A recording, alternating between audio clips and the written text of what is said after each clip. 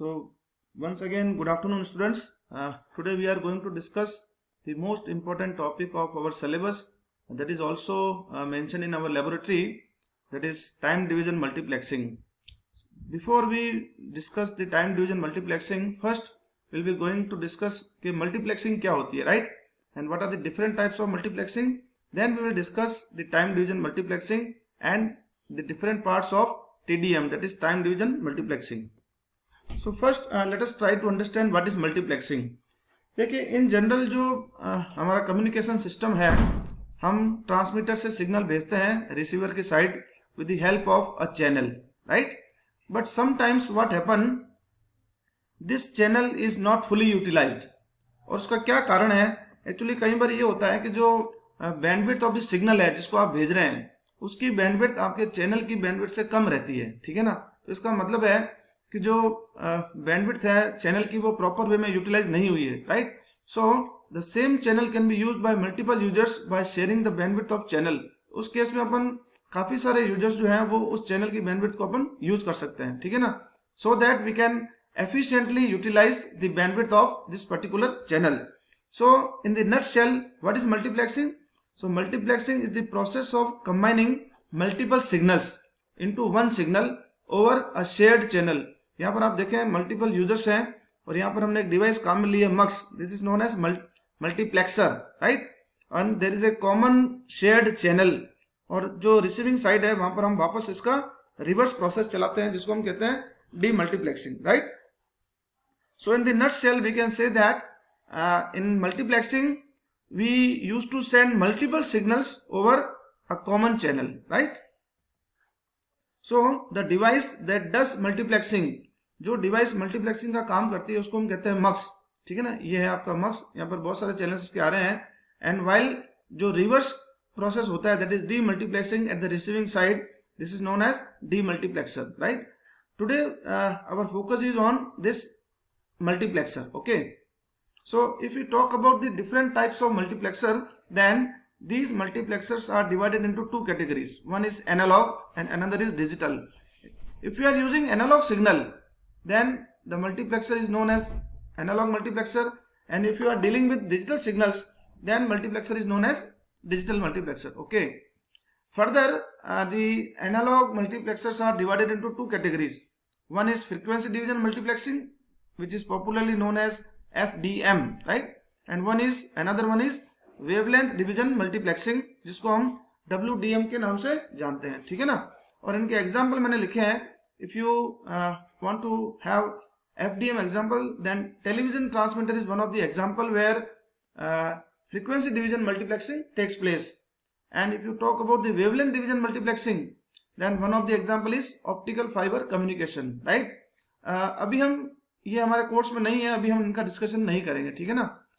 As far as our syllabus is concern, we need to discuss only the digital multiplexing where the example is time division multiplexing.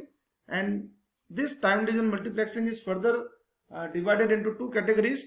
One is synchronous TDM and another is asynchronous TDM. And one of the best example in this category is television broadcast. Okay, so now let us discuss time division multiplexing. इसको हम ढंग से समझने की कोशिश करते हैं. सबसे पहली बात, ये एक डिजिटल मल्टीप्लेक्सिंग टेक्निक है जैसा कि हमने यहाँ पर क्लासिफिकेशन में देखा, ठीक है ना? Now the basic parameter over which we do the multiplexing is the time, right? So this is the multiplexing with respect to time. Here the time frame is divided into different slots. यहाँ पर जो signals है हर एक को अलग अलग slot के अंदर टाइम फ्रेम डिवाइड किया जाता है, right? And one slot for each data stream और मैसेज सिग्नल. ये डेटा स्ट्रीम और मैसेज सिग्नल क्या है ये मैं आपको आगे बताऊंगा, ठीक है ना? So if we define time division multiplexing in general, then we can say that it allows the transmission of a number of signals of data through a common line in different time slots, right? और frequency division multiplexing में क्या होता है, वहां पर frequency को हम divide करते हैं, ठीक है ना? और टाइम डिवीजन में जो टाइम स्लॉट है वो डिफाइन करते हैं, ठीक है ना? इसको हम आगे और समझेंगे डिटेल में. One of the example of time division multiplexing is television broadcast. ये मैंने आपको पहले बताया था. जो टेलीविजन या टीवी की अगर हम बात करते हैं, आप लोग देखते हैं तो generally 10 minute serial is followed by a 5 minutes advertisement, right? So the time in which the serial is being broadcast, then on that particular time, that time slot is allotted to serial only. और अगर हम advertisement की बात करते हैं तो वो particular time slot जो है वो एडवर्टाइजमेंट के लिए रिजर्व रहता है, ठीक है ना. सो हर एक चीज के लिए जो टाइम स्लॉट है वो आपका डिफाइन रहता है. ये है आपकी time division multiplexing, right.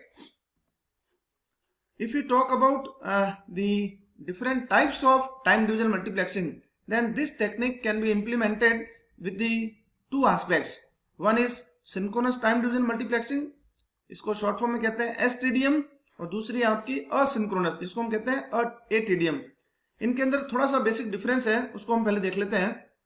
Actually जो सिंक्रोनस टाइम डिवीजन मल्टीप्लेक्सिंग है उसके अंदर आपका जो टाइम स्लॉट है, या फिर आप कहते हैं कि जो सैम्पलिंग रेट है, that is common to all the signals, right. So इसके अंदर एक प्रॉब्लम क्या होती है कि यहाँ पर चैनल का जो वेस्टेज होता है कैपेसिटी का, क्योंकि मान लीजिए आप बहुत सारे चैनल भेज रहे हैं और एक पर्टिकुलर चैनल किसी पर्टिकुलर टाइम के ऊपर जो उसको टाइम स्लॉट अलॉट है, उस समय मान लीजिए वो एब्सेंट है या उस समय उससे वहां से कोई भी इंफॉर्मेशन नहीं आ रही है, ठीक है ना, तो वो टाइम स्लॉट आपका बेकार में चला जाता है, ठीक है ना. सो इसको ओवरकम करने के लिए असिंक्रोनस टाइम डिवीजन मल्टीप्लेक्सिंग हम लोग काम में लेते हैं, जहां पर आपकी जो सैम्पलिंग रेट है it is not common to all the signals, it is different for each signal, ठीक है ना. So if the allotted device for a time slot transit nothing, ये मैं आपको बताया मैंने, अगर कोई भी इंफॉर्मेशन नहीं आ रही है तो उस केस में वो बेकार पड़ा हुआ है, ठीक है ना. So that slot is allotted to another. अगर मान लीजिए किसी एक सिग्नल से कोई इंफॉर्मेशन गैदर नहीं हो रही है, अचीव नहीं हो रही है, तो वो टाइम स्लॉट फिर दूसरे सिग्नल को अलॉट हो जाता है, ठीक है ना. ये इसका एडवांटेज है. Now this is the main point that I want to discuss today. Actually आपका जो टाइम डिवीजन मल्टीप्लेक्सिंग है वो दो तरह की होती है, हमने देखा. पहला है सिंक्रोनस और दूसरा है असिंक्रोनस. अब मैंने आपको बताया था कि बीच में एक पॉइंट आया था, data stream and different message signal. PAM here stands for pulse amplitude modulation, right? So this time division multiplexing technique is utilized for both data stream as well as pulse amplitude modulated. तो हम बारी बारी से इनको समझेंगे कि किस तरह से जो टाइम डिवीजन मल्टीप्लेक्सिंग है वो इंप्लीमेंट होती है, यूटिलाइज होती है, डेटा स्ट्रीम हो या फिर डिफरेंट मैसेज सिग्नल हो, ठीक है ना. So first let us try to understand the STDM, that is synchronous time division multiplexing with data stream, ठीक है ना. अभी हम हमारा फोकस सिंक्रोनस पार्ट पे रखेंगे, ठीक है ना. यहाँ पर क्या होता है actually, your multiple data streams can be put in a single signal by separating the signal into many segments each having a very short duration. हर एक के अंदर एक टाइम स्लॉट जो है ना वो फिक्स रहता है, क्योंकि ये सिंक्रोनस की हम बात कर रहे हैं, ठीक है ना.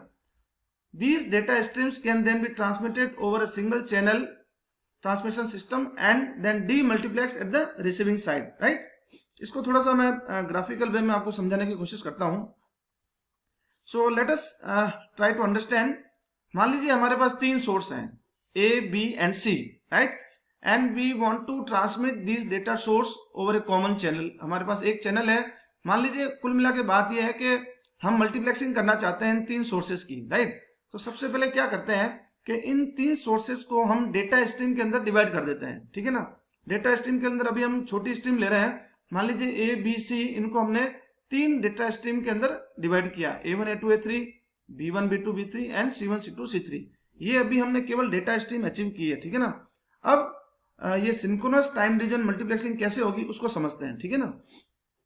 Now in order to transmit this data streams A1, A2, A3, B1, B2, B3 and C1, C2, C3 over a common channel, then signal from three sources is divided into multiple frames.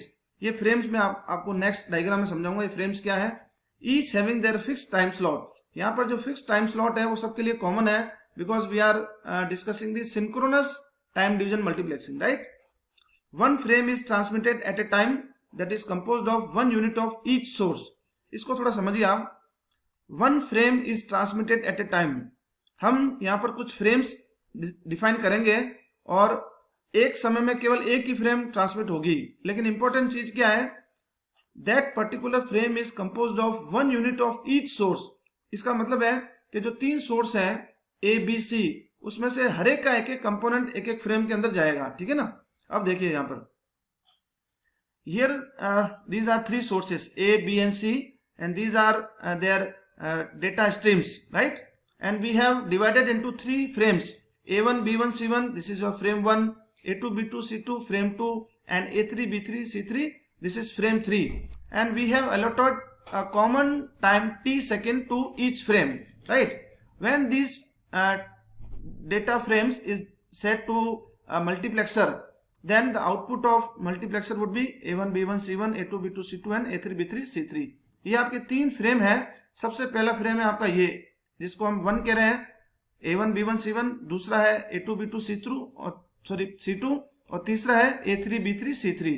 ये एक common channel के ऊपर हमने transmit कर दिए हैं। And commonly these frames are known as TDM frames, that is time division multiplexed frames, okay?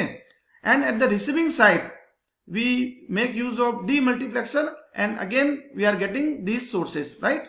So when a frame gets transmitted over a particular time slot, हर एक का time slot fix है, तो next frame uses the same channel to get transmitted, and this process is repeated until the completion of the transmission, okay? So here this is the final diagram. These are three frames, A1, B1, C1, A2, B2, C2 and A3, B3, C3. After multiplexing, this data frame is transmitting over a common channel, and at the receiving side these frames are demultiplexed and we are getting the data source A, B and C. So I think ये जो पूरा process है आपका synchronous time division multiplexing with data stream आप लोगों को समझ में आ गया होगा। और हमारा जो नेक्स्ट टॉपिक है वो है डिफरेंट मैसेज सिग्नल। इससे हम कैसे यूटिलाइज करेंगे टाइम डिवीजन मल्टीप्लेक्सिंग को, इसको हम देखेंगे नेक्स्ट क्लास के अंदर। सो आप लोग बने रहिए मेरे साथ में।